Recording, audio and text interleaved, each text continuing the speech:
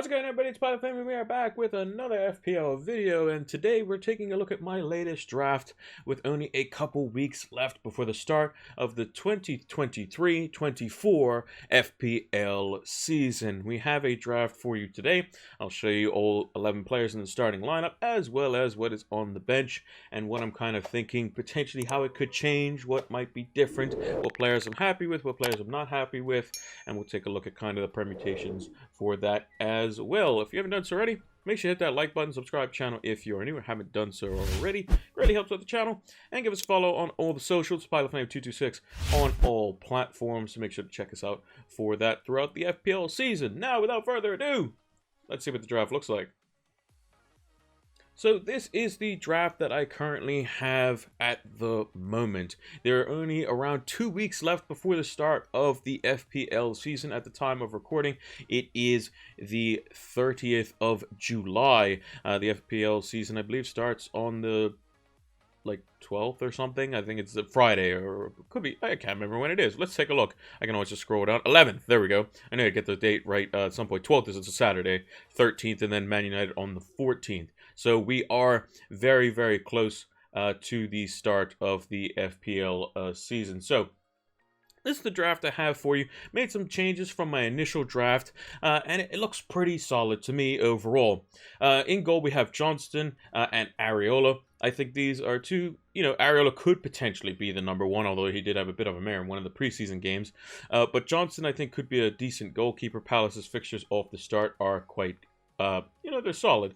Yes, they have to play Arsenal at home and Brentford away in the opening four, but Sheffield United away, Wolves at home, Aston Villa away, Fulham at home. These are okay enough fixtures, and then Forest at home as well. And he's also only a 4.5 million goalkeeper as well. Would I like to have Onana in there? Yes, possibly, but I just can't see any other 5 million defenders at the moment that I would be looking to trade in for Luke Shaw, who I think is great at his price value. If I seen more out of Lewis Dunk as an example, potentially I could go double Brighton defense possibly, or maybe another Man City defender was confirmed, definitely starting, then that's something I would potentially go for. But I think that Johnston is probably the slightly better pick than the likes of Jordan Pickford. I think Palace are going to be a bit more astute, I guess, at the back. Johnston will still make decent amount of saves. I had him last season when he had that 10-pointer in the free hit week, which was quite good. So if I could get Andre Onana in there, I would, but I would need to find a suitable defender to replace Luke Shaw at the 5 million bracket, which could mean maybe I go to Gabriel or something and then drop one of Martinelli or Gabriel Jesus. But that is another permutation that we could go through later on. Pervis Stupinian hasn't left my draft since he was basically put into FPL. He's done quite well. 5 million just seems like a very cheap price, and with the constant flux of Brighton's backline by the looks of it, Dunk's not playing any preseason minutes. They're buying defenders or trying to buy defenders. They still haven't got Colwell over the line yet. If they're going to do that, it's going to be left late. And Stupinian just seems to be the most solid, and their fixtures off the start are very good. They have Luton at home, Wolves away, West Ham at home. I mean, those teams don't. I'm not sure about Luton as they're newly promoted, but Wolves and West Ham in the past few seasons have not scored very many goals. So Stupinian seems to be quite good for that value. Luke Shaw again, ever present. Man United's fixtures in the opening 8 are very good. He's very attacking, and we'll expect to see him marauding forward in the early parts of the season, as he often does. Nathan Ake I've gone with here. Now, this could be any 5 million City defender. There are a few to choose from. Nathan Ake, Akanji would be another one as well that potentially I would consider. But since Ake just signed a new deal, I assume he's going to be a part of the future of some kind. I'm not sure if Guardiola's gotten over the line yet, but he may be replacing Ake. I'm not too sure, but we'll have to wait and see. But this could be just any City defender, depending on what the situation is at the start of the season. We will know a bit more information on what Pep's thinking going into the start of the season, because a week, I don't know if it's on Sunday or Saturday, but basically a week from now, Man City are playing Arsenal in the Community Shield. So we'll see what their kind of first team lineups look like, as it were. So we'll be able to get some information from that. Then in defense as well, we've got the likes of Baldock, just a 4 million defender. Again, this could be anyone, as well as Kabore, again, another 4 million defender, could be anyone. We'll need a bit more information, and a shout out to Planet FPL. We talk about them a lot, and we love their content. They have a correspondent week, so we'll be able to kind of get the gist of who's going to be playing where, and which 4 million defenders will potentially go for. In midfield, we're pretty stacked. This is where the majority of our budget has kind of gone. Bukayo Saka is not going to leave the draft. Martinelli, a lot of managers will be thinking, oh, well, he's a minutes risk, this and that and the other thing, but Martinelli is the starter. He is 100% the starter, and I think he'll be starting in the Community Shield, and I think he'll be starting on Game Week 1, assuming he is not injured. So those two were straight into my draft when I saw their prices. Rashford, the same. 9 million is just a good price for him, I think. I think Saka should have probably been 9 million. That would probably make drafts a little bit more difficult as well. But I think that he is one that could be very, very good and could step up even another level from last season. Bruno Fernandes, Manchester United also, at the time of recording, have signed Rasmus Højlund, who is going to be coming in as a striker, and Bruno Fernandes will finally have a striker that he could potentially pass the ball to.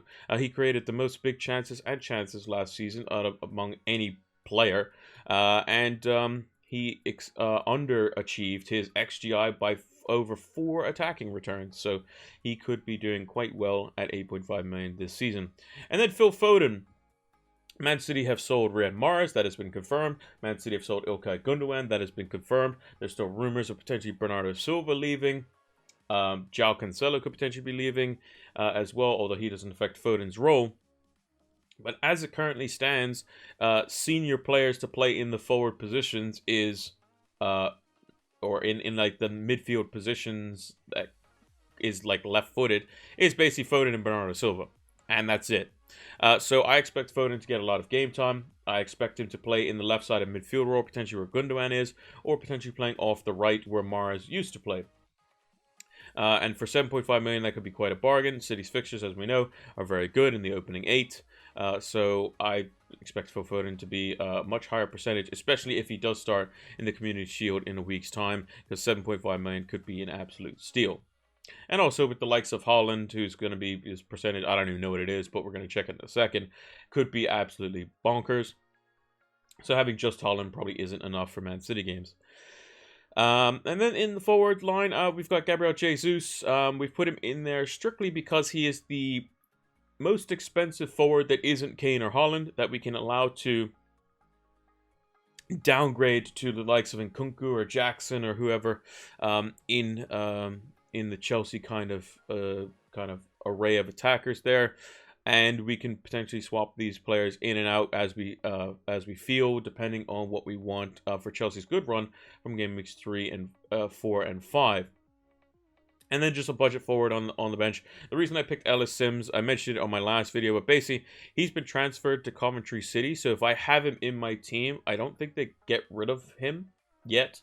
I think they'll get rid of him at a certain point, but if he's in my team, he stays in my team. And that means he won't go up or down in price, which is good. However, I've seen it was a Muamba. I don't know how to pronounce his name properly, but the West Ham forward, that's 4.5 million. That's done really well in preseason. He could be the forward of choice that kind of gets minutes here and there that you could rely on potentially at times off the bench. So, yeah, I think the lineup is solid overall. If we take a look at potential kind of iterations of this team, we'll go to the transfer screen here. And as mentioned, I'm not sure if I mentioned at the beginning of the video, but it does have 0 in the bank. No money at all. So we mentioned Onana. So if I wanted to do something like that, if I saw like Dunk was playing well, or something, maybe the iteration would be like Johnston out. We would put Onana in goal. We would then have to get rid of Luke Shaw or Bruno Fernandes. In this case, it'd probably be Luke Shaw. We would then probably pop Gabriel in just because he's probably the best or one of the 5 million defenders. It could be Saliba, could be Zinchenko, whichever kind of defender you so choose. And then we would get rid of one of Martinelli or Jesus. We would probably get rid of Martinelli, maybe, and go for a slightly cheaper midfielder. Maybe we go for Matoma as an example, and potentially just bank the money as well. That is an option. We could, instead of Gabriel Jesus, just start with Nkunku and keep the 0.5 million in the bank. That is another option that we have as well. Or we can use that 0.5 million to go up from Martinelli to the likes of Odegaard as well. That is another option that we could do. I've seen a lot of drafts that have, you know, Estupinian, Gabriel +1, and Onana recently. A lot of drafts are going with Saka and Gabriel, and then like either Jesus or another Arsenal mid, whether it be Odegaard, Havertz even, because he's just slightly cheaper. That is an option as well. If we wanted to, you know, let's say Nathan Ake isn't the one, let's say Akanji isn't the one, and we had to resolve this issue, then we'd probably have to go into the realms of looking at Gabriel as an example to still have some Arsenal defensive coverage. That would be an option. Another option as well, there are rumors as well to keep an eye on, is David Raya, who is 5 million. In FPL. He has been speculated to potentially go to Bayern, but also there are rumors of him going to Arsenal, which would mean that he would take over the place of Aaron Ramsdale. Aaron Ramsdale didn't play particularly well in the United fixture, and Raya could be the one to take his place in goal as well. So just one to keep an eye on there as well. So we would bring in Gabriel in the back line. We would then have to downgrade one of our other players, and it could just be as simple as literally getting rid of Gabriel Jesus and putting in Nkunku, and then just kind of setting it as that. If we had a little bit of extra money, so if we wanted to, like, let's say we did downgrade Martinelli all the way to the likes of a Mitoma, who now has a bit more competition in his position, so we can go for Solly March as well, although he didn't play the last preseason game from what I remember. We could still potentially keep Gabriel Jesus and then upgrade one of our 4 million defenders here. Let's say, we'll say Kabore as an example. And we can keep the likes of a Chilwell or Reece James on the bench as well. I've seen a lot of teams doing that. I don't particularly like it too much. It does give the team a bit more depth. But in the event that like Matoma's just kind of not playing well, you then have to go for someone a bit different. Maybe in that kind of midfield slot. I do personally like, hence why I've named my team name after him, Eze as well. I think 6.5 million is still a good price for him.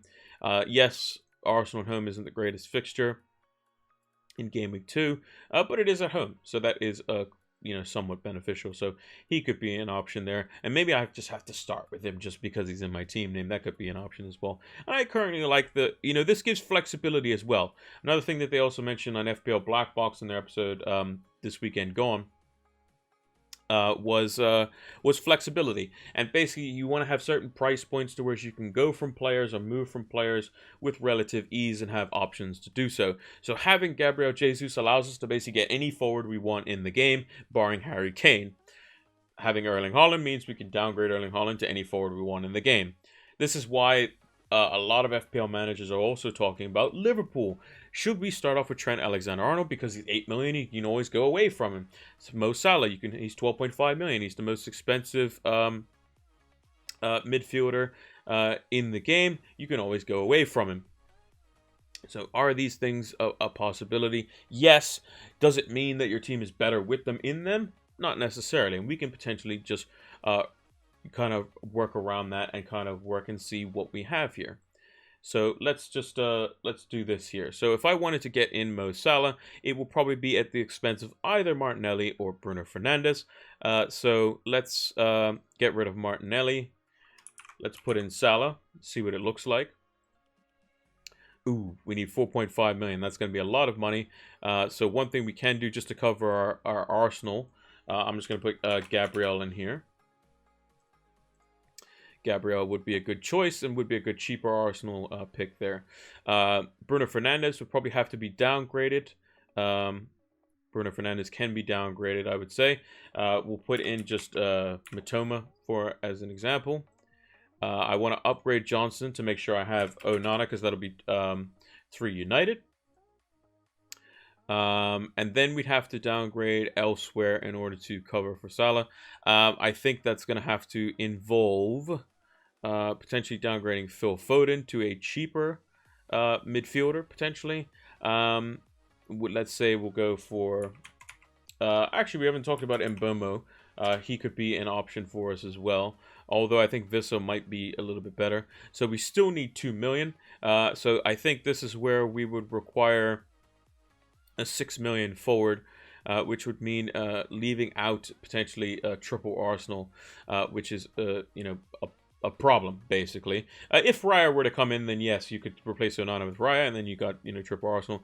But having those Arsenal attackers, it's very difficult to get all of them in there without sacrificing Rashford, without sacrificing other players in there. So this would have to be like a 6 million mid forward. I'll just put Vissa in there, who's done quite well in the preseason. So that's kind of what the Salah draft looks like. Much more difficult to get him in there, I will say. You're downgrading your Bruno Fernandes's, your Phil Foden's, your Martinelli's, your Odegaard's to Mbeumo and Mitoma. And then you're also downgrading Jesus to a Vissa. Now, they could end up outscoring him. That's definitely possible. But it is a bit tricky in that regard. If we wanted to go Trent, that's a little bit easier. If you wanted to go Trent, Salah, and Haaland, that's probably an absolute nightmare, to be honest, to deal with. We could try that in a second here. But yeah, so let's say we wanted to go Trent. So Trent would probably replace Ake. That seems like the most logical move here. So we'd go Trent.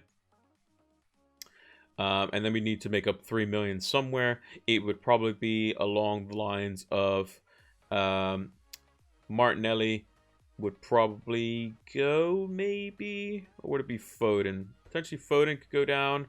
Oh no, I can keep Foden. Bruno Fernandes could go to a 5.5 million midfielder. Still need to get 1 million from somewhere. I'm trying to think where that might be. Maybe it is just Martinelli has to go. Martinelli we bring in Mitoma. And we'd also put in, let's put in Eze as well. Still have 0.5 million, so we can then, if we wanted to, upgrade Johnston to Onana here. That would give us triple Man United. But we could also, if we wanted to, get rid of Luke Shaw and bring in Gabriel, or if we wanted to get Martinelli, we could upgrade Foden potentially.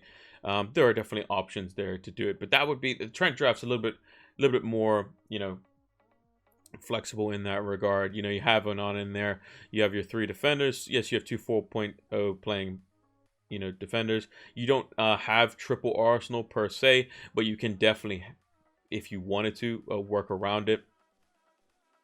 And that would just require a slight kind of change here.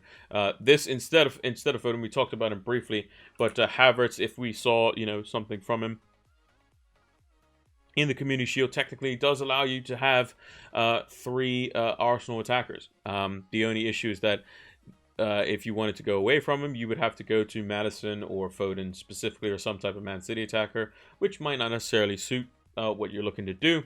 But if he doesn't play well, I would expect a lot of managers to probably get rid of him quite quickly. Not in very many teams currently, but again, another option there. Now, let's go through for the actual crazy draft. I haven't tried this yet, so let's see how it works. So if we wanted, we're going to need to scrimp a lot of money. So who's basically like bare essential? So Rashford, we would definitely want to keep. Saka, we want to keep if we can. Everyone else is basically on the chopping block. So let's go. So we have Trent would go in here. We'd have Salah, who would go in here. Cheap playing midfielder would be like Eze. Then we'd have like Mitoma. And then we'd have 3.5 million to fill a forward slot. That has to actually play. So that is a bit of a problem. So how would we do this? Thinking. It would probably be Shaw has to be downgraded to a 4.5, so it would be like Tarkowski. This could be Mubama. That's how you pronounce his name. Mubama. I think is how you pronounce it. We would need 0.5 million somewhere in order to get another 4.5 million defender that would probably have to play, which is a bit of an issue. So maybe Rashford has to become Bruno Fernandes for 0.5 million. Maybe Rashford down to Martinelli is another option, but again, that means you have no Manchester United. It's looking a bit rough, basically. So yeah, Rashford, we'll just put him to Fernandes. And then let's say Baldock becomes like, I don't know, Rico Henry or something, or Botman or whoever. Yeah, like that draft doesn't really fill me with that much confidence, to be honest. So that's why it is quite difficult to get all three of them in there. Much easier to get in Trent, much easier to get in just Haaland. Trent and Haaland, doable. Haaland and Salah, very tricky. But and then all three of them is just like pretty crazy. So yeah, this is the draft that I have currently. It seems a bit more balanced this way. Midfield is quite stacked. You could do a lot with the Trent money, and Trent is always just kind of like one transfer away in a sense, if we really needed it. If I wanted to go to Trent in game week 3, let's say as an example, game week 2, yeah, if he does something against Chelsea, and then there's going to be a lot of buyers for Bournemouth probably, where they have Bournemouth at home in game week 2.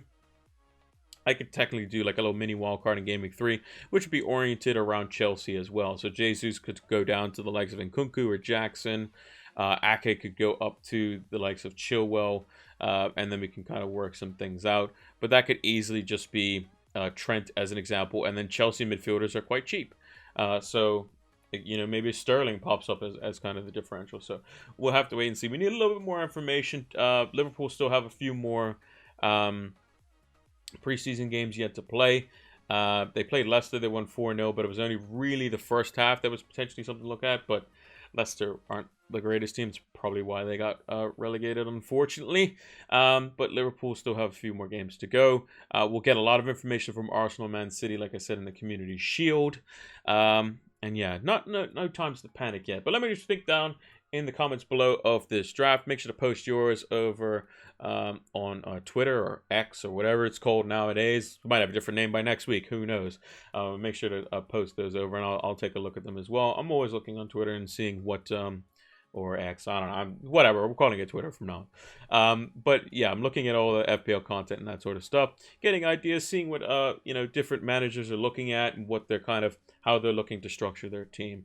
And yeah, that's going to do it for my latest FPL draft.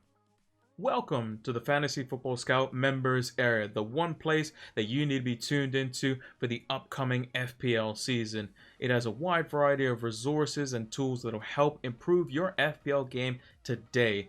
It has a bunch of different members-only articles written by some of the best FPL managers across the globe, heat maps for all the players and positions, as well as player comparison tools, which will help you see side by side who is going to be more effective for your FPL team, fully customizable stats tables powered by Opta stats, and much more. Use the link down in the description below so that you can get access to the Fantasy Football Scout members area today. It'll help improve your FPL game. So that's going to do it for my 2 weeks out from the FPL season draft for the 23-24 FPL season. If you haven't done so already, make sure to hit that like button, subscribe channel if you are new or haven't done so already. Really helps out the channel. And make sure you give us a follow on all the socials, PilotFame226 on all platforms. We will be doing live streams and all that sort of stuff for the FPL season, so make sure to follow us for that.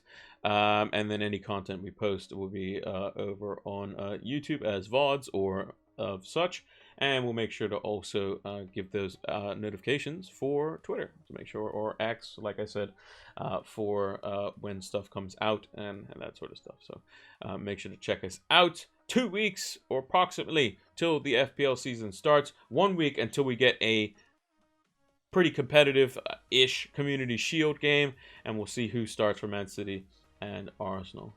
Thank you all for watching, and until next one, take care.